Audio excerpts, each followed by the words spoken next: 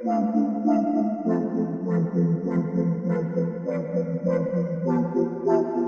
into the Film Guy Network. It's football season, which means I've got a film study for you.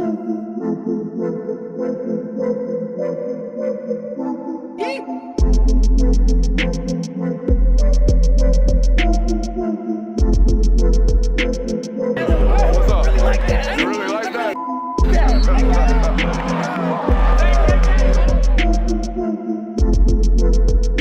Let's shut up and grind some tape. What is up, ladies and gentlemen? Welcome in to the Film Guy Network on a fabulous Tuesday morning here in the studio. I'm going to read off some names.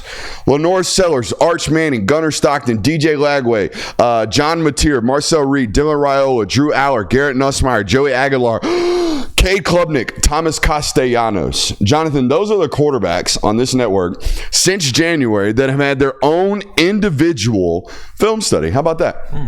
This is by far the most work we've done during the offseason.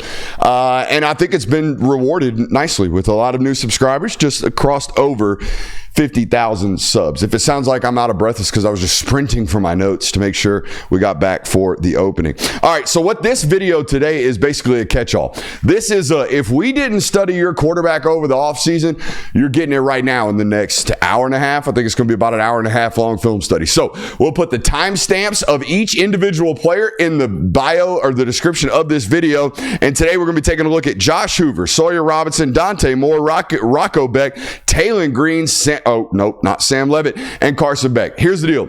Sam Levitt, we said Kevin Jennings, and my man Darian Mensah. Those are the three quarterbacks that are way too good to be listed as quote-unquote underrated, but also haven't been demanded for their own individual film studies. So if you guys want 30, 45 minutes on those specific players, let me know. They're not going to be in this study today. Even though I honestly think Carson deserves to be in one of those mixes. Carson's way too good to be on this underrated list, but he's going to make this list today. I'm excited to watch this film with you because I've always enjoyed it. But we are here today to show some light and show some love to the most underrated quarterbacks in college football. For my humble opinion, it's our boy who we're going to start this study with, Josh Hoover from TCU. Got a couple rules around here. If you learn anything about the game of football, you must subscribe. If you have any fun at all today, you must subscribe. And last but not least, if you learn anything about your favorite football team today, you must subscribe. Appreciate you for being here. Hit that thumbs up button. Let's shut up and let's grind the tape. All right, now I'm sure as we continue to study all of these quarterbacks, I might find a favorite. But going into this, having already taken the notes for what we're about to put on display in this episode, I think this is my guy, okay? I think Josh Hoover out of TCU is my pick for the most quote-unquote underrated quarterback in college football, okay? Now, he gets ample opportunities to make big-time throws, but good Lord, does he ever, okay? His highlight tapes and his film, okay, the actual game footage is filled with big-time, high-level, what I would deem NFL caliber throws from a pocket standpoint, okay? I think the major difference between college and pro football is that everybody assumes you're going to get nice, clean pockets when you get a pro. They're all dirty. Even the great quarterbacks on the great systems and the great teams are playing with dirty pockets because the defensive linemen nowadays are so damn good. This guy makes high-powered, big-time NFL throws, in my opinion. Let's take a look at my man Josh Hoover here from TCU. All right, we're trying to work to this corner or this pylon right here against this corner at the top of our screen. 3 down here to the bottom. We're working left. Now, we're going to have to get time for this route to develop, something that we don't always have, again, at TCU. Ball is already out. I want everybody to see that. There's not been a bunch of separation created at the top of this route right now, and really, really early in the route. You're going to see why we had to throw it so early when we get to the tight right here, okay? Let's spin it to the tight. Again, big time throws from this dude. He got big old huevos on him too. He gonna stand in the pocket, doesn't care if he gets hit or lit up. Watch this right here, okay? There you see 88 doing a good job working that inside stem, right? Selling that inside move on that corner. Let's make him think we're bending it back in. In reality, we're working back towards that pylon. Great job right there by 88 at the top of your screen when we get to it, okay? Down set hut, come on, Josh. All right, I love also, do you see on our 3-step drop, Jonathan, right there, we held the safety with our eyes. That's gonna keep him out of the mix at the top of this play. Okay, then we work our way left. All right, and there you see just how dirty that pocket is. They're almost, I'm not going to say all like this, but all of his intermediate to deep passing game concepts that we're going to show you are very similar to this picture right here. Also love how early we threw this ball. Okay, we're not waiting for it to become open. We're throwing him open. Great ball right there from Josh Hoover. 5 plays later, okay, 5 plays later, this is the big time throw that we're going to see on tape right here, all right? We're going to have a clear out route, I believe, if my memory serves me correct, from number 10. And then my man, what's Beck's first name? Josh. My man Beck, all right, their leading receiver last year in terms of yardage, is going to work in on this kind of like a dig route into this window. But I want you guys to see just how early this ball's thrown. Actually, I did that in the inverse. 7's going to run him off. 18's working the dig back in. Okay, we're about to let this football rip. All right, we're getting hit. Look at the window that we're throwing it in. All right, we got a safety over the top, a linebacker underneath, a corner playing the backside. So we're going to throw this with anticipation. We're going to put it up in the air for number 18 to go get this sucker, okay? Boom. All right, now watch it from the tight, okay? Look how much of a big-time anticipatory throw and a layered football that this is from Hoover. I think this is NFL stuff, okay? This is what playing the quarterback in the NFL on Sundays looks like. We got a free hitter about to hit us in the back, okay? We got an underneath defender, safety rolling over, safety over here at the top of your screen that you can't quite see, and a corner dipped off over here. All right, so we got to throw this with anticipation. We got to throw this with layering, all while taking a shot, all right, and put it in the perfect spot for our guy to go get it. If that ball's thrown a hair lower, all right, or a hair flatter, or a hair harder, it's hitting that linebacker in the face. All right, if we sail it one bit, we're getting picked off, right? We all see that, okay? All the film is filled with this type of stuff. Jack Beck. Jack Becht. Now, I don't think he's got the world's biggest arm in college football, but this dude's making high-quality throws, all right? And when he wants to stand on it, he can rip it a good bit. I think it's a good opportunity to see him, kind of get his feet in the ground and let one rip. But still, man, look how ballsy this dude is in the pocket. He is so willing to just take shot after shot after shot, all in hopes of making his football team an explosive one, okay? Find the window, take the shot, get the ball out, let's run after the catch. By the way, Jonathan, when I charted the opening series of this football team, it's an 11-play scoring drive to start this football game. They threw it 10 of the 11 times. Okay, now they balance it out. They're about a 64% run team, 64% pass team, about 30, what's the rest run? Okay, they run it or pass it just a little bit more than they run it. But this is an offense that wants to chunk it, okay? Offensive coordinator that wants to chunk it like this right here. It's the very next play. So we just saw us take a shot, delivering that mesh route, right? Now right here, guess what? Look at that pocket again, folks. Look how dirty that crap is. All right, look where we put this football for our guy to go get it. Wham! Great job by number 3. Also an NFL draft pick, and you'll see why on this film right here. Number 3 is a freak show for this offense. All right, he's in the NFL now. Now, I also love this about their coordinator. He gonna hide him. All right, that's their best red zone weapon right there. They're gonna send him back out in motion, I would imagine, right here, and give him a running start. A little pump fake. I mean, come on, dog. Great rep by that wide receiver right there. Bang. He can also be a little boring too. You know, I want my quarterbacks to be boring every once in a while. Like this right here. Give me a 3-step no hitch, rip the ball. Come on. Let's see what you got right here. Actually, I think we allow you one hitch right here. 1, 2, 3, one hitch, rip. Great job right there. All right, so he's working left. I think he's got this little spray concept working from the front side, and on the back side, I didn't quite see what that concept was, but number 1 out there is working that dig, okay? And by the time we get to our 3-step, one hitch, we better be ready to throw that dig exactly like he is right now. Bam!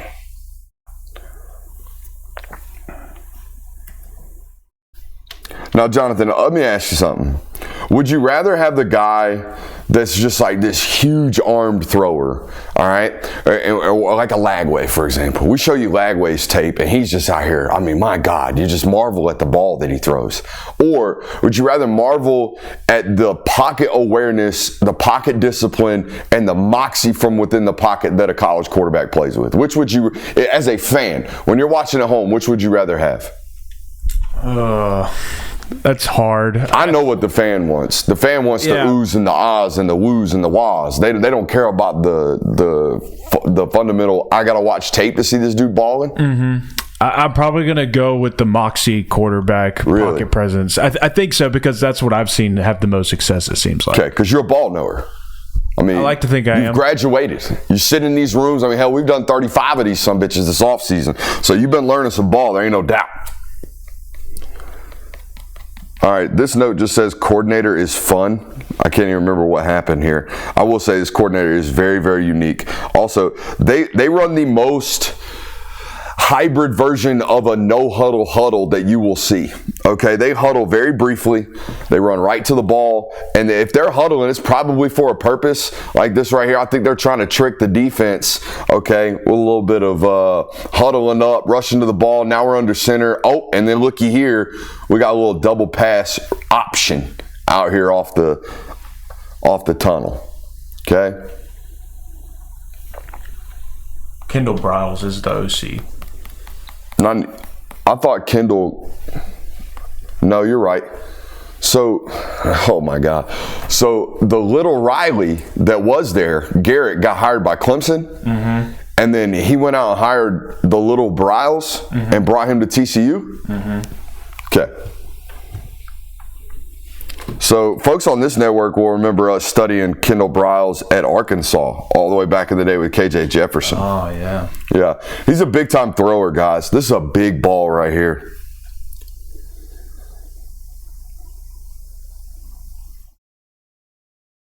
Can't drop it any better. I can't walk down there and put it in his hands any better. Great job. Hey, pressure in the face again. Ain't worried about it, is he? No. Ain't worried about it. You better get this dude on the ground before you can get the ball out. I think OC was trying to work another double pass right here. My man Briles is a little crazy. He's definitely trying to do it again right here. Look, this is on the quarterback, okay? Alignment tells me he's way back here. You're trying to throw the ball backwards, okay? Why? So you can leak this down here on the bottom. But our quarterback, because also part of the play design is, hey, y'all act like we're giving a check with me. Y'all all stand there and don't act like we're taking a snap. Center, snap the football to the quarterback. Okay, look at this. Look at all this show candy and eye candy they got going on right now. Now we're going to snap the football to him, okay? And our quarterback's not quite ready to make this throw because he throws it forward, all right? And he runs our guy into a defender. We might have a touchdown right here, honestly. Might have a touchdown right here. So if you're watching this today and you're a football team that plays TCU this year, you better get ready to face all of the nonsense. Okay, all of the nonsense. Let's go to play 61. I love that he's hunting in the thought process, okay? It's 2nd and 10 right here. Ball on the 49. Jonathan, ball in the middle of the field right here. All right, we're up 3, so probably not a 4-down territory situation. We're probably going to be running the clock, trying to get the ball punted or score right here and milk the clock out, all right? Downset Hut immediately hunting. All right, now, this is a very similar thing to what, this is going to sound stupid. This is how I play video games, all right? If I'm playing NCAA, this is how I do it, all right? It's how I teach my quarterbacks, too. We got a mirrored concept right here. We got verts with arrows, all right? I don't even know what you want to call that. I'm sure there's a play call for it, all right? Either way, if I had this play called, Jonathan, I'm peeping the seam shot immediately in my 3-step, right? No matter what the situation is, especially if the middle of the field is open like it is right now, if I see this, I'm hunting. I'm taking my 3-step drop. I'm going to read that tight end or read that seam shot. If it's open, by God, I'm going to throw it right now. So it's the same thought process Hoover's got right here. You can even see him pre-snap peeping that safety. As soon as he gets to his drop, no hesitation, ball's coming out right now, bang.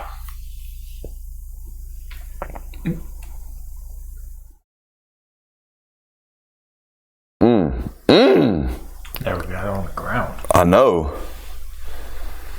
See him looking at the safety there pre-snap, though. He'd look at all that rotation right now. He peeps. He sees all this, and he sees all that grass right now. He's going to be ready to throw it as soon as it gets there. Downside hook, wham, boom. See how deliberate we are into that back of that drop? As soon as that back foot hit, wham, I'm ready to throw right now. Whew. Great ball, too. All right. Now, I know we only watched a couple of clips, but you don't throw for 3,950 yards, almost 4,000 last year, unless you got tons and tons and tons of tape like that on display. Now, 11 interceptions, a little bit much, but you see why. I mean, he's going to give your opportunity. He's going to give your guys an opportunity to go out and make plays. That boy Josh Hoover, my most underrated quarterback in 2025. All right, up next, we got Carson Beck, which, Jonathan, I want to ask you, is this guy underrated? Does he classify as an underrated quarterback? I think he could be now. I think he could be classified as that. I'm $4.5 million base salary tells me we're properly paid. I don't know if we're properly rated. Here's the deal about this guy for me. In a vacuum on tape, always been one of my favorite guys to study. We talk a lot on this channel about playing the position the right way from within the pocket. There's no doubt this guy does it. All right, there's no doubt this guy plays the position inside the pocket like an absolute vet. I also think we talked about Lagway on this channel being the most talented thrower of the football. I think this is the most mechanically clean thrower of the football in college football. If my son were a quarterback, we would study this guy's throwing mechanics. That's what we would study. All right, we'd study the training patterns and athleticism of other guys. All right, but in terms of how we cut it, we'd be cutting it like this guy. It's really, really clean. There's not many times when I watch on tape where I'm like, ooh, overstrided here, or we're under rotated, or ooh, our left side's loose, right? No, we're pretty damn clean. Feet tied to the eyes as well over the years studying this guy. Now, if I had 1,000 subs for every single time this happened on tape last year at Georgia, boy, we'd already be at that 100 rack. All right, I'm telling you right now. Go ahead and hit that subscription button if you haven't already. Watch this right here, guys. This was Georgia's season in a nutshell. There was it wasn't just, hey, we're dropping the small stuff. We're dropping the big stuff. First play of the football game right here. We're trying to take a deep shot to Arian Smith, and we might as well walk it down there and put it in his belly, and he ultimately drops this football. Take a look at it from the tight. This ball is thrown about 60 yards in the air, and it's really, really accurate where it's put, okay? It's a really accurate football right here. We just don't get it caught. All right, now, again, the story of their season last year, we felt like on this network, we talked about it ad nauseum.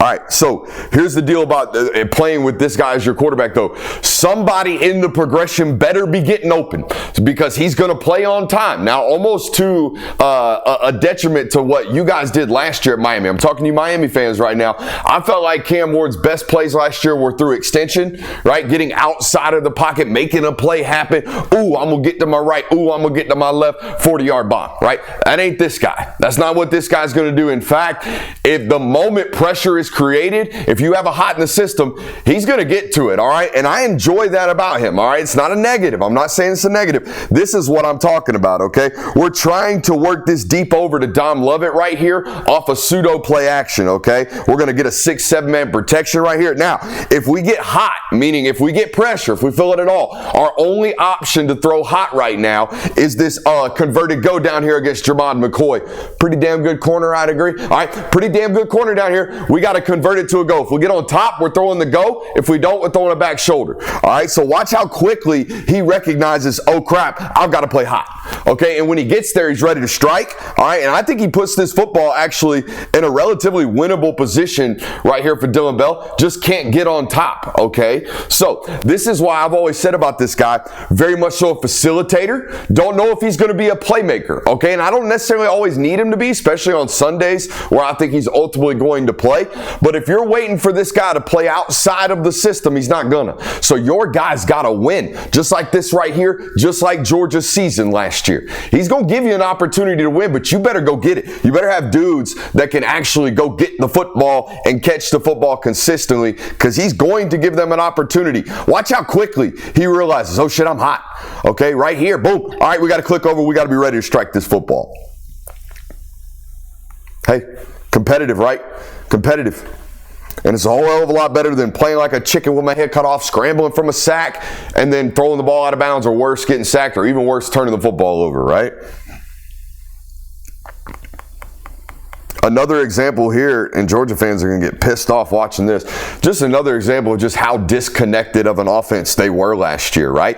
I love the pull. We got an RPO right here, right? Not a run-pass option, because we don't have the option to keep the football. It's really a run-pass, all right? If we don't like the run, let's pass the football here. Same thing going on the bottom. We got a converted go. If we like it on top, we're going to get on top, stay on top, fade you out at the end, all right? If we can't get on top, we're going to throw a back shoulder fade. Okay, so here we go. Agree or disagree, Jonathan, we love the pull. That box is really, really heavy, right? All the 6-7 guys in the box, plus the additional safety. Y'all can't see it right now because we're a little zoomed in for some reason, Jonathan. The deep safety is hanging out in the middle of the field on camera 2 right there. Yeah. All right, so that's what we got going on. I love the pull, but again, the disconnectedness of this offense, I just made up a word right here. The disconnectedness of this offense was obvious on tape last year when you watched it, as is this right here. I'm going to tell you what, this is one of the most accurate throwers of the football we will study on this network when his feet are planted as they were on this clip. We missed this ball by 6 yards. Do you think we probably missed our landmark as a young wide receiver right here, Nitro Tuggle? Probably, yeah. You think that's a safe assumption? That's the assumption I'm going to make.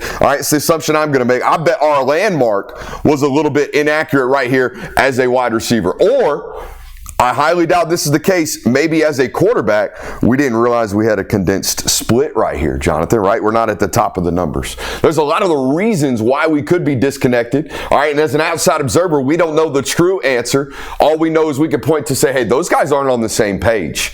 And we're in what, week 9 here? Mm-hmm. Is game 9 for these football teams? Can't be having that, man. Now, if I have one criticism of Carson Beck, okay, as a football player on tape, if I have one on-tape criticism, you will not, I'm telling you right now, you will not find a single play of him rolling to his right and maximizing the offense, okay? A lot of turn downs outside of the pocket when we got opportunities for explosives. We got a designed play action rollout right here, and you're gonna see what I'm talking about. When we start to get outside of the pocket, I do think we get a tad bit conservative, because right now, we got a banger. We got an absolute banger to the tight end right now if we rip this football. But we don't, and I understand why. Hey, what happens if that guy trades off his route to the deep safety and he sags off? I understand. That's right. Hey, put it on his face mask. I know you can do it. Let's go. Instead, we choose a slightly tighter window right here to Dylan Bell on the deep over. It's hard to see this from the tight, so I showed it from you from the wide first, okay? A lot of this stuff against Alabama, too, where we've got an opportunity to step up through the smoke, get flat down the line of scrimmage, got an opportunity for a big play, and we pseudo check the ball down or just don't see the option for the deep ball. Jonathan, you've been in all these studies. Am I correct on this? Is this the one area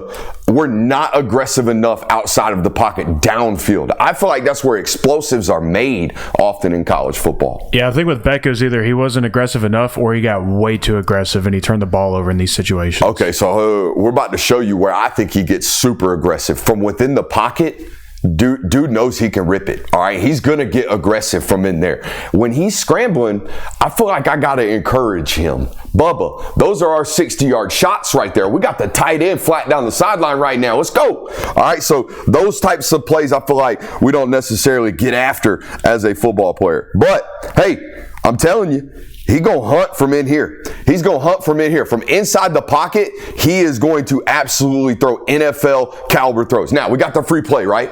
We got the free play right here. Defensive end at the top of the screen, jumped off sides. All right, we've got an encroachment penalty. We've got a free opportunity to drive the ball down the field. So here's the window. Where's the window? Don't really see, right? We got the underneath defender right here. We got a safety over the top. We're gonna fit this ball in, I believe, to Dom Lovett. Bam. All right.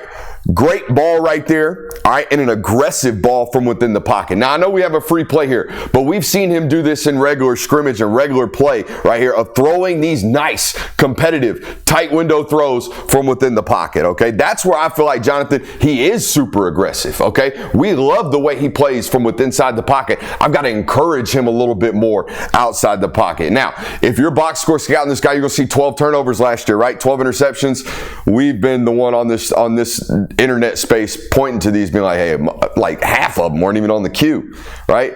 And we don't have to go through that right now, but it's not always on the quarterback. We've talked about that on here.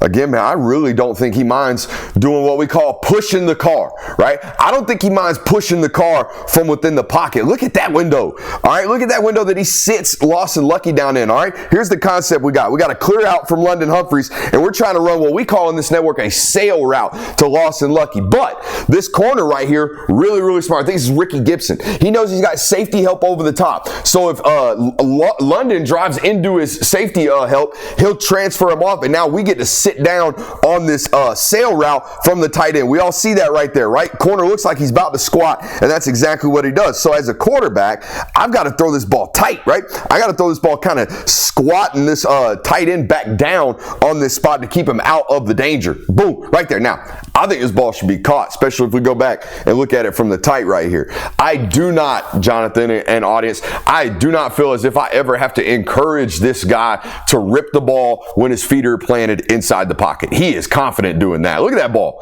Okay, it's the only spot it can be in. I think it should be caught. Great breakup right there by the DB, though. You got to include a sneaky athlete rep when breaking this guy down. There's no doubt about that. Okay, little sneaky athlete. All right, every once in a while, he'll get you. All right, like this right here. This is 2nd and 10. I think this is the most notable play of this season for him. He's going to run over a safety right here after running through a couple of arm tackles. All right, here's the deal, guys. I mean, 6'5", 230 pounds. Okay, 6'5", 230 pounds. I say he's a 4.85 athlete. Okay, former high school basketball player, middle infielder in baseball. Like, good athlete. Not a great athlete, good athlete. All right, and big. Much larger than most people realize, I think. Let's take a look at it right here. I think the running through the arm tackles right here is the most impressive part of this clip, of just being able to stay on our feet right there after 3 or 4 guys hang all around our lower sections. I mean, this is so big time right here.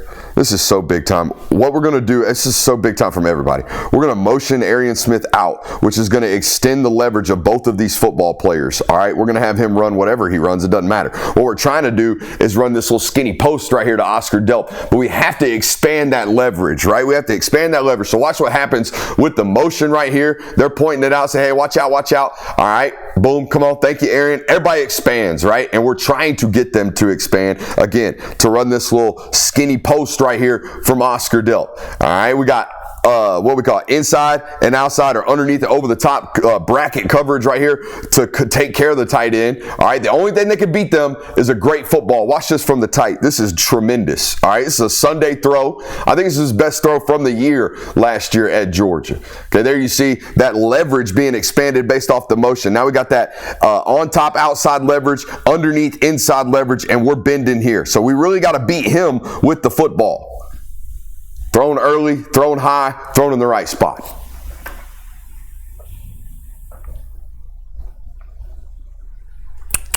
Let's go to play 23. It's a couple plays later. I don't think there's any doubt this guy knows how to play the position. I think he plays it the right way. I think he plays it on time. I do think, all right, see, we get another free play right here. So what's he going to do? He's going to hunt right here, all right, and a perfect ball right here from him as well. All right. Now, I know free play, we get to play with free reign, all that good stuff, but you still got to be able to make the throw. All right, from the pocket. That ball's ripped. All right. Now, this next guy's a savage. All right. I'm the film guy, but I want to bring you some stats. I'm going to be a stats guy for a minute right here. We talk about Taylen Green as Mr. Hospital. He plays hospital football. I'm also going to tell you, when we watch this guy here in a second, 0 turndowns on tape. If the coordinator wants a shot, he's getting a shot. All right, the stats back up how much of a hunter this dude is at the position, okay? He is averaging 13.5 yards per completion. So if he gets it to his guy, it's a chunk play, period, point blank, okay? Now, He's completing 59% of his passes. So very up and down, with a lot of cleanup from the mechanical standpoint, okay? Reminds me a lot of Phillip Rivers from a fundamental standpoint of how he throws his motion, that is. Also, second best athlete we've studied this summer at the position, I think, from a running standpoint. This guy in open field is terrifying, okay? Absolutely terrifying. He reminds me, I told Jonathan this is going to sound crazy. People do not remember how great of an athlete Justin Herbert was at Oregon. How much of a runner he was, how much he could extend plays, how much he used his legs. It looked a lot like this, okay, from this first snap. And you're going to see it right off the rip against Texas Tech right here. We're going to get an opportunity out of the deep pistol to get a little read option, okay? Get a little read option right here. He pulls it, okay, and got a couple guys with some decent angles on him right now. Great job by this nickel defender playing good leverage with outside arm free, okay? And we got a free hat running right here. And eventually, if the corner ever wakes up and plays football, he should add into the equation as well, okay? It doesn't seem like he's going to, so we're going to walk right in to the end zone right here, okay? When we get to the tight right here, you'll see just like, oh my God, like, wow. This dude is long-legged, long-limbed, and huge. He's arguably the biggest dude on the field that doesn't play in the box. Good athlete, okay? And again, I'm going to tell you right now, I don't know if he's ever seen a window or a concept that he didn't like. If coach is calling it, he throwing it, all right, almost to a detriment at times. Here's the concept. We know Texas Tech, super zoned heavy football team, all right, so we know these guys are going to be hook, curl, mid-level defenders, meaning they're going to get out and try to reroute folks, all right? So as this outside linebacker sees this tight end draw into his void, he's going to try to put hands on. So watch this right here, all right? And then once he does, we're going to bend right back up underneath him. Look how tight that window is. We're already ripping it. Watch it from the tight right here. You'll see extremely tight windows right here. No turn downs though. If coach calls it, he's getting to it. Ain't no doubt about it. You know what I mean? This Tesla dude, I think he's in the NFL now. This Tesla dude was they had a couple of them. That's what me and Jonathan were talking about before the show. Arkansas, sneaky team for like absolute freakazoid at wide receiver. Like 2 or 3 of them, they're going to have them. You're going to see them on this tape right here. All right, play 5. I think scissors is the most common play action concept out of deep pistol. And what do I mean? All right, we're going to give a play action look right here, and we're going to run a deep post with that secondary scissor coming up off of it. It works great against middle of the field open. If the middle of the field open, we're hitting right there. If there's a single high safety, as there is right now, we're probably going to take him away with the first post, and we're going to throw that secondary scissor. Now, the only way this play ever gets stopped, okay, is if one of those mid-level zone defenders recognizes pass and gets his butt back up underneath the deep over, right? But it never happens right here, and you're going to see Tesla's going to run for about 70 yards up after this play, okay? I mean, wide open. They are a chunk play offense, guys. Even in their game logs where they're like not scoring points, they got like 14, 15 points, they're still taking chunk plays out of them. Trying to give a good look at the mechanics right here. I think we're aimed a little left when we let this ball go. Okay, watch us. Okay, we're trying to throw this ball this way, and our body is aimed that way. We all agree? Mm-hmm. And look, our body's telling us we're misaligned. This is how I know our body's telling us misaligned. Watch our back right foot. Watch what it does. All of our momentum, like I told you, is working this way, right? When we're trying to throw this ball this way. Watch what happens to our back right foot. Whoop. Where's it go? It's fighting us, isn't it? So we're losing momentum right here. That's why this ball does have to, that wide receiver does have to wait on that thing just a tad. I mean, I can't count on how many hands I've seen this from like the good football programs. We're going to catch a 5-yard slant, break a arm tackle, and crib that thing 95 yards. We threw a 6-yard route. Will you find 83 on the roster? See if he's coming back, because man's about 5'11", and he's out here doing mad work. Okay, mad work. Watch this. This is so easy. Such a pitch and catch for the offense right here. All he's got to do as the ball snaps is make sure safety rotates away. We all see that. This safety right here, the moment he rotates away, boom, I'm clicked on, slant away. What's up? What number is it? 83. Don't see him. Don't see him. So he gone. Break a leg. Woo. Just off. Maybe a number switch for him, because 83 kind of a boo-boo number to be taken to 95. Who's the greatest receiver to ever wear 83? That's the question for the chat Harry today. Douglas. Oh, you came out with Harry D, dog. That's how I know the 83 is a boo-boo number. No offense, Harry Douglas. Not a Hall of Famer. Is there a Hall of Famer out here in the 83? He's in the Hall of Pretty Good. Wes Welker? Is that the best 83? Not a bad shot. Wes Welker, best 83. Again, we're talking about like, he's a good slot weapon guy. All right, so here's a negative. All right, we should not miss this pressure. Put us in 2 right quick, Jonathan. We should not miss this, okay? Here's the deal. Ball is on the right hash. We are in what we call in this network nub, okay? We have the tight end to the top of the screen all by himself. We got trips to the bottom. Now, that is the short side of the field with a safety rolled over the top of the tight end. Guys, if we're getting pressure anywhere, it's from that short side of the field, okay? That's the first thing we need to know. The second thing we need to know is that all of our concepts, including that one tight end over there, all of our concepts are working to our left, which on this network means everything to our right is what we call dead grass, okay? We're running to dead grass right now. Hey, Jonathan, will you do me a favor? Mm-hmm. And actually, I think it just zoomed back in. I think we're good. We were having problems with focus right there. All right.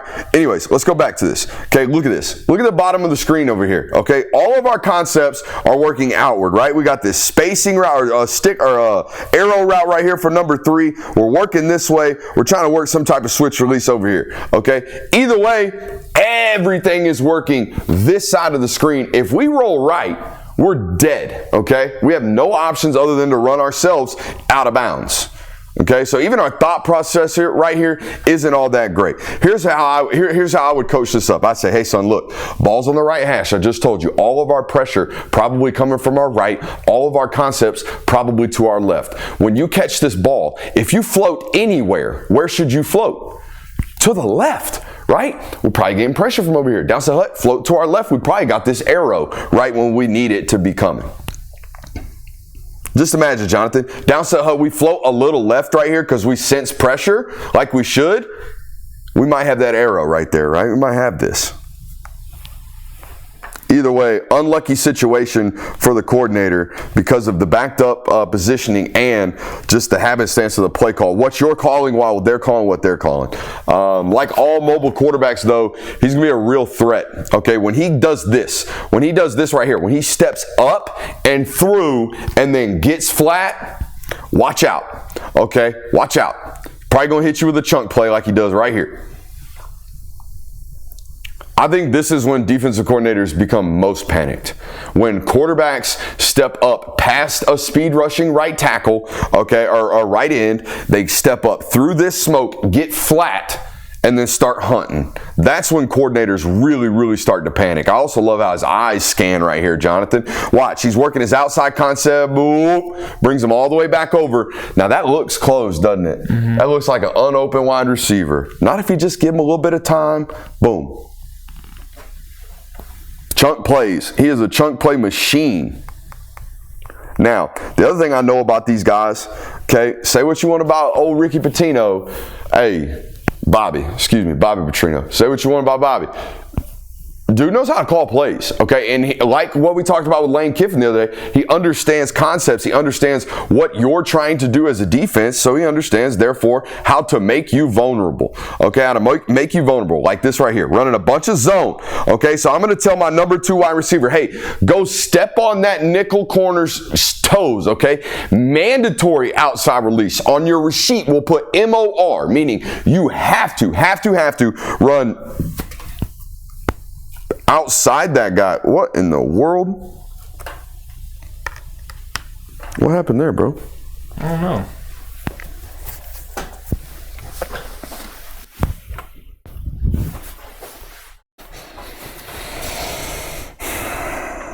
We're going to start this whole little thing over. Okay.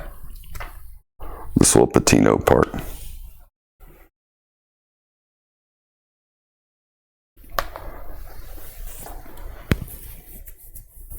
All right.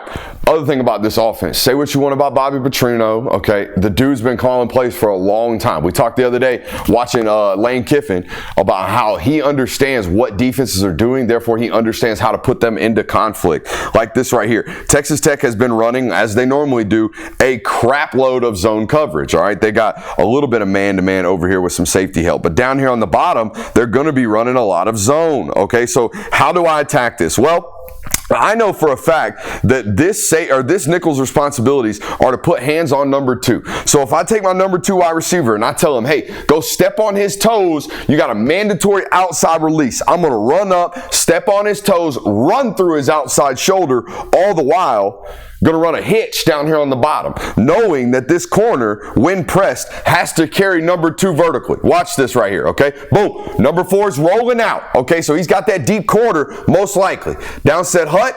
Come on, give me a snap, or did we check with me? Downside, here we go, boom. There's that mandatory outside release. Now, why is that important, guys? Well, if we cut it inside, right, if we didn't get hands on, if we didn't force that contact, when we go to throw this comeback on time, guess what defender is able to undercut that and take us back for 6? Right, that nickel corner. This is why spacing, knowing your responsibilities, all that stuff is very, very vital in the game of football, right? If we don't run our route correctly as that number 2 wide receiver right here, we might be giving up 6 points to the other football team if we're not careful.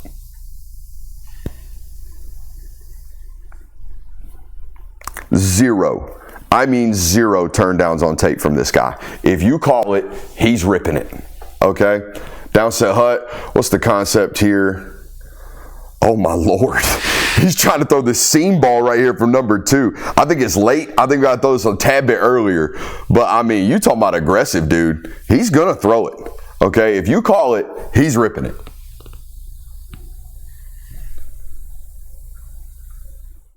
Oof. But I got it too, didn't he? Mm-hmm. It's like, I don't even know how to explain this. It's like that one, you catch this guy on the wrong day where he's dumb hot, you're going to be in trouble. Because he's so aggressive, you know? I just thought of a metaphor for it, but nobody's going to understand it. Do you know what gin rummy is? The card game? Yeah, the card game. So my brother is an aggressive gin card rummy player. He only takes face cards. He only takes aces. Like he'll play the high value cards the whole entire time. But if you go out on him, he's going to be holding a bunch of points in his hand. But if you catch him on the right day where he's getting all, he's going to box your butt. Same thing with this guy. You catch him on a hot day, you're in trouble. There's probably a basketball reference in there somewhere, but that's just a streaky shooter reference. All right, this is the stuff I think we got to clean up, though. All right, I think we're one hitch late on this, first and foremost. If we're going to throw this out route down here, we better throw it 3-step, 1 hitch. Let's go. All right, so let's count that. 3-step, 1 hitch. Ball should be coming out right now as soon as we put our foot in the ground. It's an anticipatory throw. We take that extra one right there. Everybody see that class? And now guess what? Now this ball's late. Now we're sailing this out of bounds to make sure we don't get it picked off. Watch it from the tight here, okay? We got one too many hitches right here. I think in year 2 as the Arkansas starter, we got to have our foot in the ground right now. We got to be throwing this football. Instead, there's that, you see that little double hippie hitch, and now we're throwing that ball up out of bounds. Got to play on time this year. Now, I don't know. I get it. I totally get it. Here's the situation. It's 27 seconds left in the half. Okay, 2nd and 10, ball on the 45. Here's the deal. He demands a spy. I don't really care what the situation is. I think he demands a spy because when you drop linebackers into zone coverage like Texas Tech's about to do right now, they're having to come from depth and tackle this guy, and they're just outmatched. Watch this example right here, okay? So I think this, I understand. Again, we're in 2 minute. We're playing a lot of prevent right now. I know what we're doing as a defensive coordinator, but one of these defensive linemen has to be hovering right here, okay? Somebody's got to be spying this guy. Otherwise, this is going to happen. And I'm telling you right now, 9 times out of 10, unless this guy is my man from Anthony Hill, unless this guy is some NFL linebacker, this linebacker is going to get made miss, okay? Just like that, boom. And now that guy's going to get made miss too. Now we've given up 18 yards in a 2-minute situation, and the clock stopped, and they have timeouts. We just gave up a chunk play. Do we all understand? I think he demands a spy. Watch this from the tight. You'll see 6 and 10. They got no prayer. Got absolutely no prayer. If you got a cowboy collar on, you are not tackling this dude from space. I'm sorry. It's just not happening. Got to be spying him.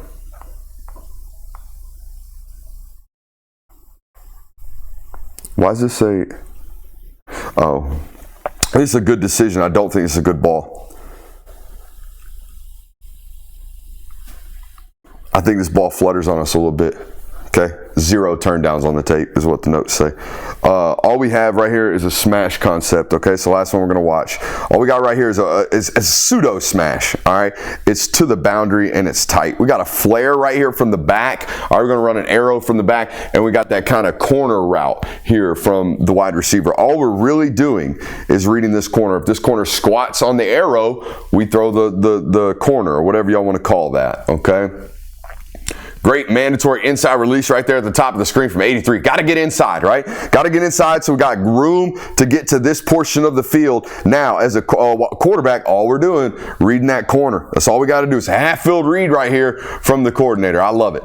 Okay, corner squats, we throw this ball up. Now, I told you he's a little bit Phillip Riversy here. I think the pole gets in our way, but I think we get an opportunity to kind of see the motion. We are very much so chunking this thing from the ear. I think I get a better player comp for it a little bit later. I get a better look at it. Let's go back to 18. I want y'all to see this. All right, because on play 29, it rears its head, okay? I think when we throw like this, we have a propensity for the nose to float on us, okay? For the nose to float on us. Let's watch this, all right? Because I think we get a really, really good look at it. Here we go, boom. All right, watch how we come through the motion. All right, I think it's very Phillip Riversy, personally. Phillip almost looked like he was shot putting footballs at all times. Do we agree? Mm-hmm. Same thing here for Taylen. Okay, now let's go back to play 29, and I'm going to show you why sometimes it can be a problem. Okay, we don't have an ability sometimes for the nose to come down on these footballs. So we showed you we're throwing that corner route, right? We got to get this ball to come back down in order for our wide receiver to get his feet down without hitting the sideline. Okay, see how our nose is still floating on us all the way until it gets to the wide receiver. When we're from here, all right, when we're from here, class, we have a hard time getting our pronation, all right, and therefore getting that nose back on that football, all right? We cut it this way, and that nose will float on us arm side, all right? All right, I think I'm plenty nerdy at this point. This episode's got to be an hour and a half long. Appreciate you guys, man. I enjoyed doing this segment. I got to go rip a cold open right now about all this film I just did. All right, up next on our list here on today's film study, Rocco Becht. All right, the veteran at this point out there at Iowa State for the Cyclones. I feel like Rocco been playing for like 16 years. Maybe that's the name, Rocco. You know, very Brock Purdy-y. I'm not going to lie to you. All right, now, when we go to watch this, you're going to see the quick and efficient, not a lot of wasted movements from the ear type of throwing motion that Rocco's got. I love the fact that their offensive coordinator and their staff utilizes it to their benefit. It's a lot more RPO-y than a normal system that doesn't have a, quote, dual threat quarterback, okay? They're going to give him options on almost every single run play to pull it out of the belly of the back if you see the box is overcounted and get the ball out quickly to your weaponry. He's really, really quick and efficient, as you will see on this very first clip that we're going to show you, okay? Almost everything in this system has some type of play action. All right, the other thing you're going to notice, they're super heavy personnel packages, okay? This is despite the fact that Iowa State produced 2 high-end NFL wide receivers last year. Did you know that? No. Yeah, you probably didn't. The fan listening at home today that's not a Cyclone fan probably doesn't know this. The Iowa State Cyclones sent multiple receivers to the NFL Combine last year, sent multiple receivers to the NFL Draft last year. They lose them both, okay? This is a big-time transition year for them from a personnel standpoint, okay? But you see what I'm talking about with that quick and efficient motion. If you get any type of creep into the box, if you leave any type of extended space in that box, we're going to pull it. We're going to get the ball out to one of these guys, all right? I believe it's not 9 for sure, Jonathan. I want to say 13's the other one. Will you look that up for me? Figure out where these guys went. I know both of them ran like sub 4.4 40s. They were both highly, highly touted wide receiver prospects this last class. Again, you can just see how quick and efficient this is. I told you, it's from the ear. It's a little bit different than our man John Mateer from the ear. All right, Mateer from out here. All right, Rocco, real nice and tight from that ear. Wham! Good ball. Jaden Higgins went in the second round to the Houston Texans, and Jalen Knoll went in the third round to the Houston Texans as well. I mean, how often in your lifetime has Iowa State produced 2 top 90 wide receivers? Don't know. I couldn't tell you. All right, it's a big time loss for them in terms of just rep share, right? Ball count, all right, targets, all that good stuff. Play right here, number 9. Now, I think he's tremendously accurate. I don't know quite what the stats say to me, but we're checking right here as a quarterback. We all see that right now on tape. We're calling out something that we like right here. Okay, we're checking to a different play, and then we're going to rip this seam fade right here to the slot wide receiver. Step on his toes. Great job right there. It's a dot. Doink. Good ball. Let's watch it from the tight. You can see the mechanics. Very minimal, very minimalist in his mechanics is Rocco. Oh, I love watching a quarterback check. Love watching a quarterback call it out. I like this. Let's get to this. Ooh. Now, if I could say anything about his mechanics, he tends to slide. All right, he tends to slide that back foot this way. All right, instead of letting our momentum continue to carry this way towards the target, something causes our momentum to slide almost at a 45-degree angle, and you'll see it right here, and you'll continue to see it throughout the film study. Watch as he gets to the top of his drop. Now, I don't know if it's necessarily a problem. You see that right there, Jonathan, that little kick to our left side? I want the motion kicking towards the target, right? I want all of our motion coming to a visible stop towards our target, not away, not sliding, not all of our energy and motion needs to be moving towards our guy and then slamming right as we go to release it. He completed 59% of his passes last year. Okay.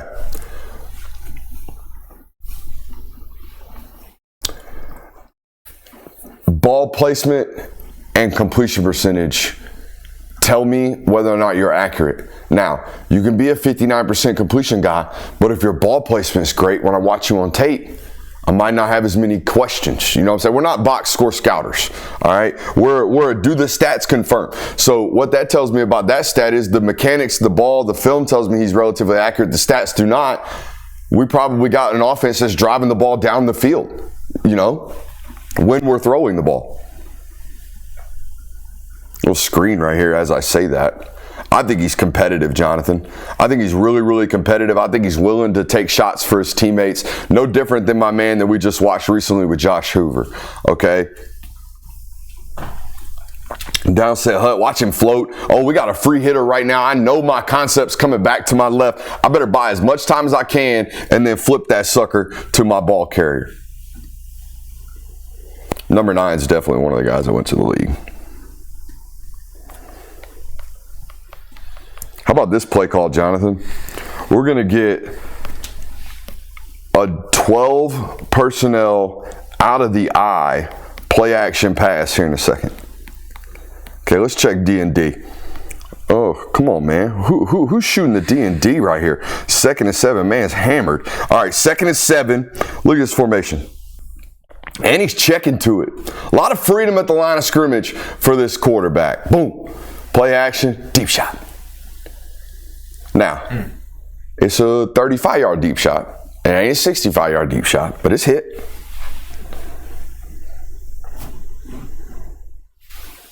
Boy, that's Iowa State football right there. Mm-hmm. Just a whole lot of meat. Got everybody inside. We can still see the motion floating us. Mm-hmm. I don't love this, man. I really do think we're losing energy. I think we're right on the goalpost. All right, we should be staying in line with this. That's where our back's at. We're gonna put front foot strike. I guarantee you, just left of this goalpost. God, I'm good at what I do. All right, now we can't keep floating left. Okay? We can't keep floating left. Good ball, though.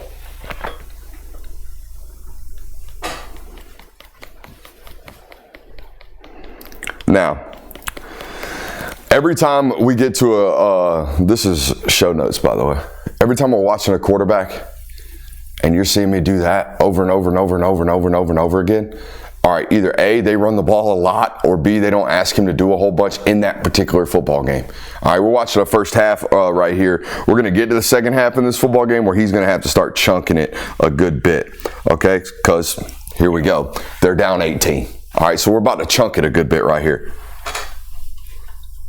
I think he's going to be one of the most experienced players. I know this. He's going to be one of the most experienced players in college football this year, which leads to success for their offense at times, okay? Because he's just going to understand what's going on. All right, like this right here. I don't know how many people get to this ball when they get it.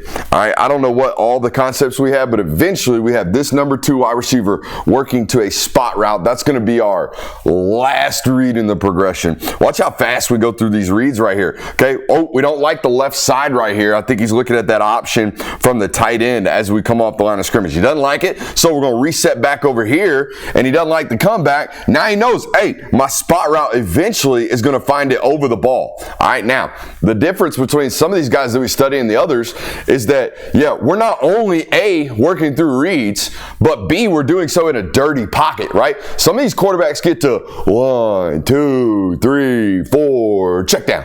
All right, not here. Not some of these guys that we're watching. All right, watch this. Watch how quickly we work through our reads. 1, okay, 2, 3, ball out. Now, is the ball in a bad spot? Yeah, but we threw that sucker way early. Great job, 32, making an adjustment right there. I do enjoy the fact that when they have a shot, at least in this football game, when they had a deep shot opportunity, I felt like they were hitting it. I felt like they were hitting it. Son. You know what I mean? That ball don't get much better, boys. Throwing it over the underneath defender as well, throwing it away from us. This is a really, really hard throw to make for most young football players, okay? This wide receiver is running away from us, and we still got to put it out in front of him over an underneath defender that's turned and ran. That's a dot, son.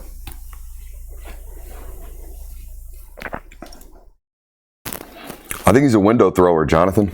I really do. I think he's a tight window thrower. I don't think it makes him nervous when there's not a lot of separation created. I really don't. Because watch this from the tight, man. Look how anticipatory this is. This has to be thrown in the right time, in the right window. 1, 2, 3, one hitch, ball out. Okay. Look when he's deciding to throw this football, guys. He's going to put this ball right here over this defender, with this defender closing and a defender on the back of the actual target. Look at this. That's how we throw into windows. That's how we live on Sundays, by the way. All right, we can't be picking, sticking. Everybody's going to win their one-on-one. No. Sometimes we have to throw balls early. Sometimes we have to throw guys open. Sometimes we have to throw into windows. I think he's really, really good at that type of stuff. Now, is he the most physically gifted guy we're even going to study today in this underrated quarterback discussion? Heck no. All right, but he knows how to play the position. He plays it competitively.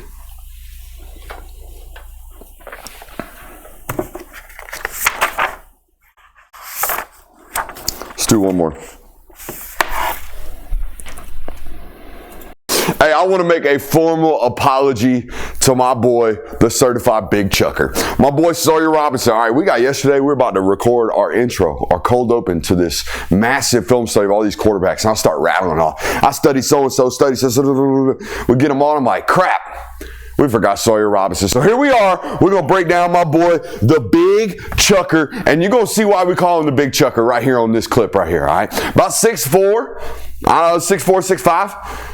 He probably listed at 235. He looked like he about 250. He built like a brick, you know what house, all right? This is a big, massive dude. Also, Jonathan, tattoos on the arm, okay? We love tattoos on the arm around this channel, all right? That's what we do. All right, boom, watch this. Gonna absorb this hit, let it rip, all right? And still get it out on time. Just wanted this clip on here just to show you, this is a big dude, okay? When I watched him, honestly, Jonathan, I thought a little bit of pre-mechanical revamping Josh Allen. Okay, everyone sees Josh Allen now and he's a super rotational, super accurate thrower. They forget that was a 58% completion guy coming out of Wyoming. Okay, his first year in the league was horrendous with regards to accuracy, was horrendous with regards to his mechanics and his ability to put the ball where he wanted to. Okay, and then got much, much better. I think this football player still has some mechanical things to clean up. Pretty stiff through the motion, as you'll see today, but a huge football player. Okay, a very big man. Now, the other thing that I noticed when I studied this offense is they're going to take what is given. Okay, correct me if I'm wrong, Jonathan. You look at the game logs from Baylor last year, but they were we're going to take what you give offense, and you could tell it by their game logs. There's some games like this one where they throw for 440 yards but can't run the damn ball because LSU's doing this right here. They're stacking the box, as you can tell, playing a bunch of cover one man right here in this picture. Okay, so if you want to stack the box, they're going to throw the football. If you want to lighten the box, they're going to run the football. You can see game logs where they're rushing for 200 plus yards in the season last year, if my memory serves me correct. So here's why I show you that, to tell you this, okay? Bringing pressure off the corner, got man-to-man coverage, man-to-man coverage, man-to-man coverage, one high safety. I can promise you right now, eventually the coordinator is going to see this and he's going to start taking shots on you, okay? And eventually I think they're going to start getting hit, and they ultimately do. That's why we threw from 440. What'd you find on them game logs? Yeah, I mean, there was multiple games where they rushed for 255, 343, 293, 257, and then other games where they threw for 329, 310, 445. So, and basically they're staggered, right? If they're not rushing for 300 yards, they're throwing for 500. They're very much so, we are an extreme going to take what you allow us to take. So if you're playing them this year, Auburn, all right, understand that. Whatever you allow them to attack you with, they're going to do so, all right? Let's go to play 16, okay? I think this ball's thrown early, all right, and often once he identifies zone coverage, okay? Rotation right here with the jet motion or the orbit motion as these guys bump, this guy rolls off, this guy rolls off. We think we're getting some type of cover 3 zone coverage as well. Another indication of zone coverage is all three of those interior linebackers being on the same level, all right, down here in that low hat player, okay? So we know we're getting some type of zone coverage. I love how he gets to that 3-step hitch, right? We have that underneath defender. We have that over to the top defender. We have the alley right there in between the two if we throw on time. I love this football. I think this ball's ripped. I think this ball's thrown at the perfect opportunity and time with the progression of the offense. The timing and the sequencing right here is really, really important against these zone coverages. 1, 2, 3, one hitch, ball out. I think we're a little hoppy instead of hitching onto that back foot though. Okay, watch this right here, Jonathan. We're going to take both feet from this point. We're going to jump again, come set on both of our feet and let it rip. Boom, just like that, okay? I kind of want to see that 3-step, one hitch on the back foot. That way we can load our weight. We're not hopping into that hitch. We're loading into that hitch. Do we all understand that? Okay. But still, that ball's ripped, amen? That ball's ripped, okay? We got a big chucker. There's no doubt about it. I think it's a great ball here, right here, coming up on 19 as well. Okay, I think this is a touchdown right here. By the way, I'm sorry. I'm going to call it out. All right, it's great DJ Pickett's down there. But if you're getting done up by a wide receiver in a bowl game wearing 34, now I've talked to my buddies at Baylor, okay? Sounds like this is a sentimental number to the wide receiver wearing 34. But if you're getting done up by a wide receiver wearing 34, we got to talk, okay? We got to talk, which is what's about to happen right here. I think 34 gave about $150 in this football game, Jonathan. Hiya! Head top. Okay, yeah, gave him about $150 in this football game, I felt like. But I'm telling you, if you give them an opportunity to sit there in one-on-one, all right, or opportunity to hunt you via the pass, by God, they're going to do it. They're going to do it. 8 receptions for 111 yards and a touchdown. I told you it felt like $150. There's the touchdown. His name's Josh Cameron. Josh Cameron wearing 34. Good on you, buddy. I think Dad Ward, again, something very similar to sentimental value. All right. Hey, I told you earlier, right? I got a feeling one of these shots going to start hitting, okay? They're going to start hunting you guys if you keep playing this aggressive in coverage. And here we go, right here. Guess what? They're going to start hunting. Down set hut. Let's give my man an opportunity to chunk this thing downfield. Here we go. Slot seam, slot fade, doink on your head. All right, so be very careful with the type of defense that you're playing. Honestly, I think you have to vary the looks. I think the coordinator's a little bit too ready to be aggressive, okay? So if we vary the looks consistently against these guys, probably won't allow them to get comfortable. Love how we ran this route too. Watch how this is designed. All right, we start inside the numbers, damn near on the hash, okay? We're going to catch this ball somewhere over here, outside, almost the numbers, closer to the sideline. Allow us to fade towards that field, right? So we call this a slot field fade, essentially. It's a great job right there. Doink. You see why they threw for so many yards last year, huh, Jonathan? Mm-hmm. There ain't no pick and stick, half read, underneath screen game. No, they're throwing bombs, dude. All right. Now, this is my question, okay? We know at this point, especially with the travel motion, most likely getting man-to-man coverage. But the other thing that we know right now is they got 2 walked-up mugs and this guy hanging out. And also, by the way, we're short side into the boundary, and we got 5 guys walked up. They're playing man-to-man coverage. Jonathan, what should I be alert to right now? Pressure. I should be alert to some type of pressure. If they're willing to play man-to-man, they're willing to blitz me. There's no doubt about it, right? So if that's the case, I better be ready to play hot if I need to be hot. So here we go. Let's take a look at it. All right, let's try to find out where the hot actually is. I think we need to be staking a 3-step hitch and ripping this red line right here. Let's talk about it, okay? He is looking over here to his left. He's got one-on-one coverage with safety help over at the top right here. I think they're going to play it low, though. I think he's going to squat. Actually, he's trailing. My notes said, why aren't you taking 3-step 1 hitch and ripping the red line? 3-step 1 hitch. Is that too much to ask? I think it's too much to ask. Let's chop the note. Yeah, let's chop the note. Let's watch it from the tight. I think I'm asking my man to be a superhero. He was looking over there, though. Mm-hmm. So let's take a look at it. 3-step, 1 hitch. Let's see what his view is looking at on film based on the timing of the offense, right? So let's go. Downset hut, 1, 2, 3, 1 hitch. I forgot to pause it. There's about the 1 hitch. I don't like it either. Do you, Jonathan? Nah. I'm not tossing that sucker. Not for. I don't know, Jonathan. It's 4th down. That changes everything, doesn't it? Yeah. We can't take a sack here. We kind of have to put the ball up, don't we? Yeah. Yeah. Huh. Well, that's one of those plays where before you criticize, let's just talk to the guy. Let's have him in the room and let's say, hey, what was your thought process here? All right, now I love this.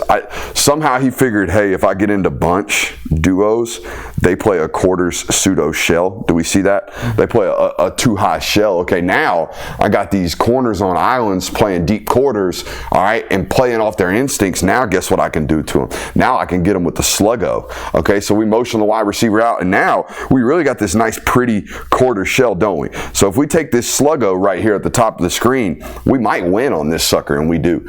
Boom, bites down hard on that slant. We got him cooked now. It's 6 points. Dial it up. Touchdown. Underthrown. Ball underthrown. But hey, hit your layups kind of thing right there. I want it ideally strider dart, right? Hit them in stride. That's what we want. Most ideal situation. Worst thing we can do here is overthrow them. All right, absolutely worst case scenario. Second best thing we can do other than hit him in stride is to underthrow this ball, allow him to work back through the defender. Worst case scenario, we draw a PI. Best case scenario, we catch the ball on the 1. Take a look at it from the tight. Very stiff mechanically. Also, don't love that we floated left right there, but it is what it is. Okay. We get good arc on the football, though. That's the number one thing we always ask from quarterbacks throwing deep balls here. Get good arc. What do we got here?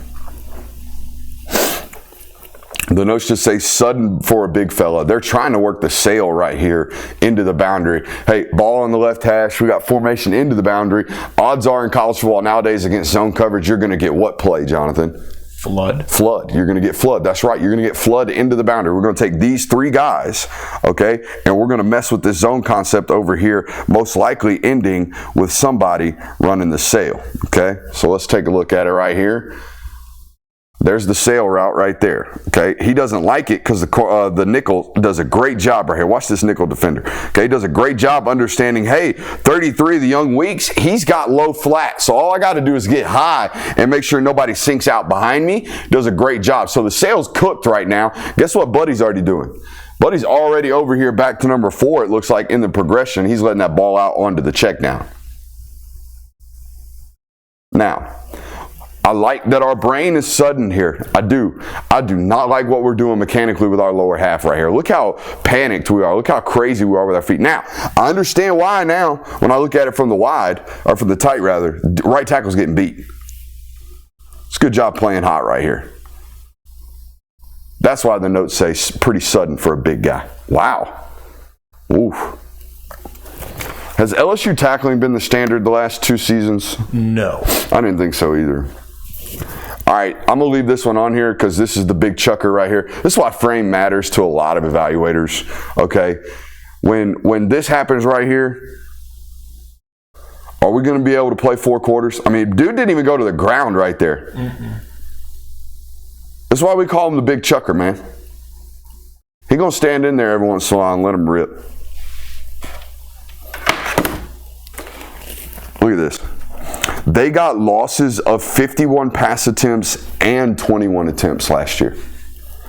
They've got wins of 9 yards per rush as a team and 2.5 yards per rush as a team.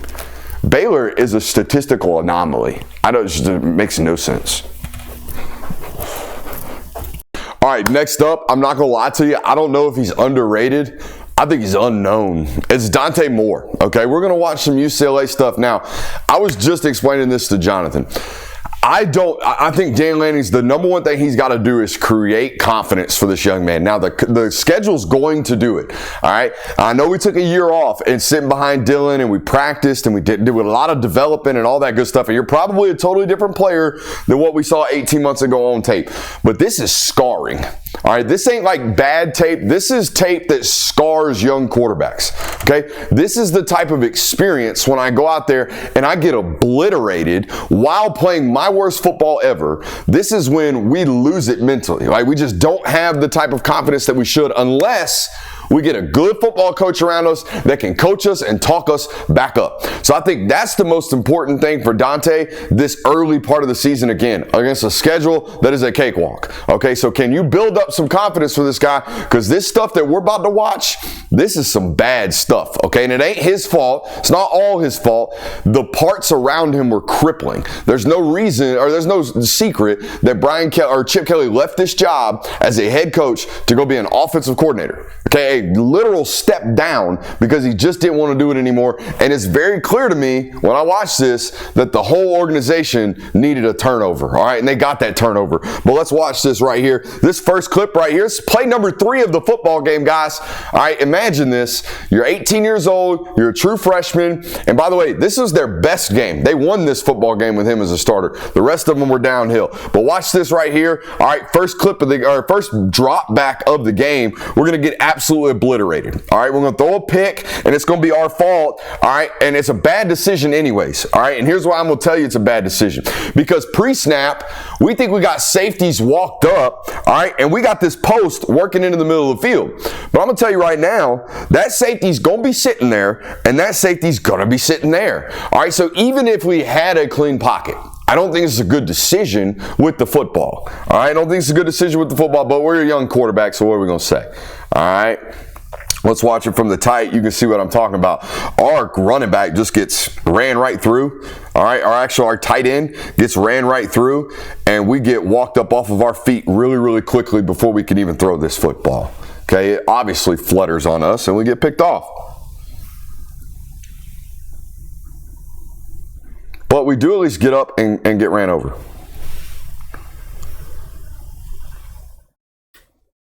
And look, dude. Hey, this right here. Now, I would be the same exact way if I were 18. But I want y'all to pay attention. And I know Dan's probably talking to him about this too. Watch his body language. Watch his body language throughout this film. Watch how quickly I know we're picking up a mouthpiece right here. But watch how quickly our body language goes to just defeated. All right, we got to talk this kid up. We got to love on him. All right, as a football staff, we got to make him believe he is the guy that was recruited out of high school to be a 5-star quarterback out of Detroit, Michigan. All right, this is a dude now. It's a highly touted football player.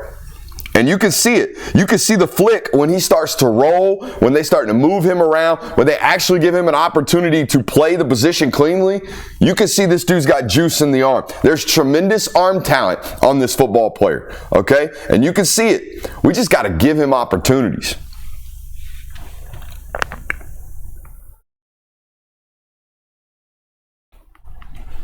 We're big on the pause test, man. I want to draw that line, right? We always talk about it. We're able to draw that line through your foot, all right, through that left leg, through that arm. When we're rolling left, when we're rolling right, we better be able to draw that line.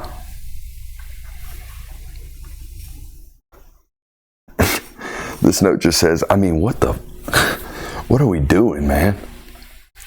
What are we doing? You know what I mean? I mean, how do we expect success?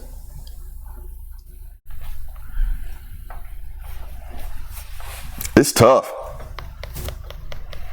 And then this right here, it just says, yeah, him and Chip needed to get out of there. Both of them. All right, we got 12 personnel. We're going to flip the tights. We're going to motion the wide receiver.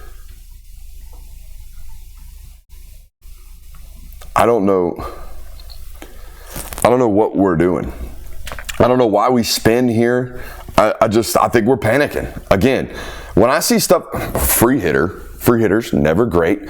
Bad signs are signs of bad coaching, in my opinion, are offensive linemen who let guys just run right through. When we have blow-throughs, that means we have busted assignments. That means our eyes aren't in the right spot. That means we didn't work blitz period that week correctly. We weren't prepared. We didn't watch film. All of this shows up when we got guys running butt naked through a gap, all right, on a pass play. All right, but this is why I don't like ooh. I know what we thought we were going to do. We thought we were going to throw this ball back to this tight end, didn't we? That could be the only thing he's pumping right there, right, Jonathan? Yeah. Ooh, good job holding that football, though. And then we spin out and throw it out. It's just, man. Let's go to play 27. Again, guys, they won this football game.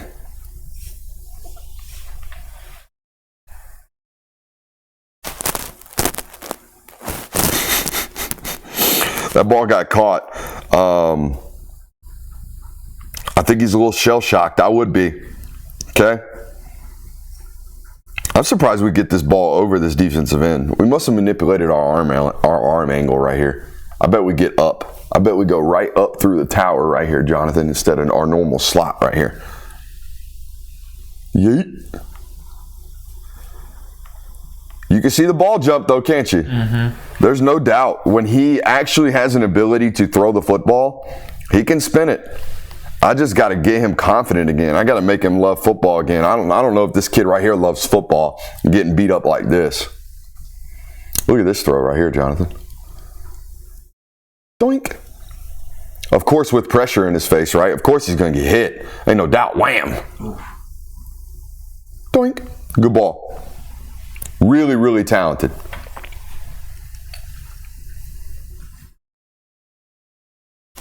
All right, now, let's talk some ball right here.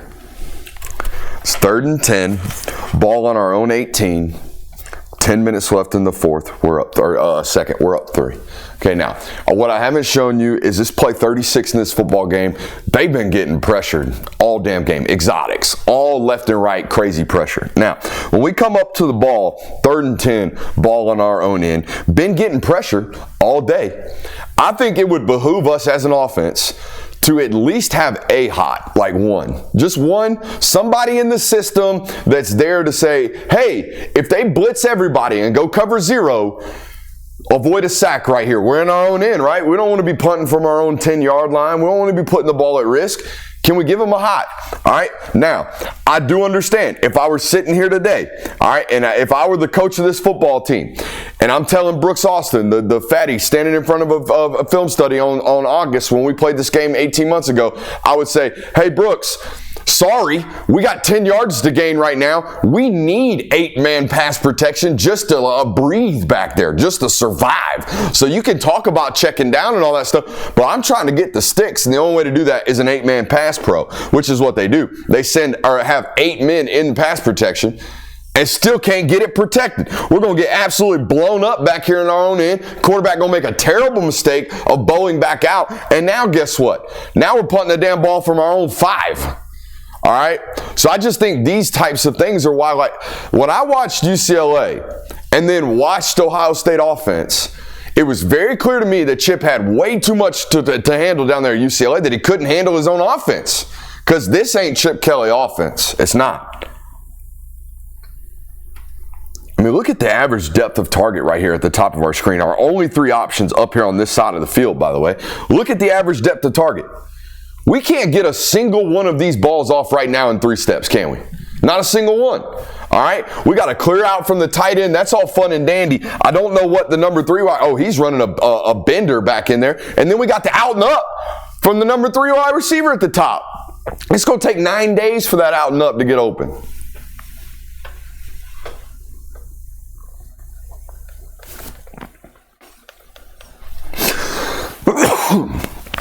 My bad. Probably sounded terrible. All right. I think they did best getting him on the move. It's the only way they can actually get him to throw the ball 10 yards down the field is just to move the pocket like this right here. Wham! Whoop! Good ball. Also, what do you think I love most about this clip right here, Jonathan? Never put our feet parallel. All right. Let's talk about it. All right. If we're going to throw this ball on this deep over, all right, we got to be working back downhill towards our target once we get to the top of this drop, okay? He's at the top of this rollout right here, Jonathan, okay, right here. That's the top of that rollout. I forgot to pause it, okay? Now, when we decide wherever our target is, which is this deep over working, we better get our butt downhill, okay, and work towards our target and rip that football like he does right here. It's a great job working back down the stem. Look at us work flat and then rip that football. Okay, now, yeah, we have pressure in our face, all right, but we'd have done that on air. We'd have done that on air. That's the way we're coached to throw that football on the run to our right. Work your butt back downhill, work towards your target, finish through your target. Boom. Great ball.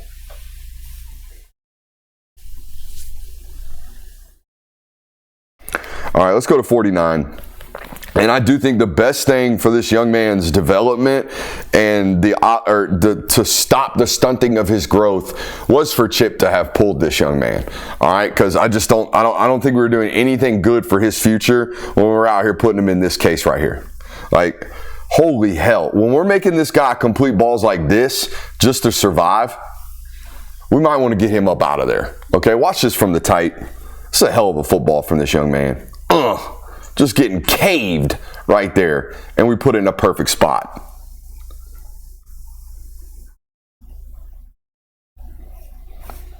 I mean, you almost just have to respect the hell out of the competitor for continuing to stand in there. Mm-hmm.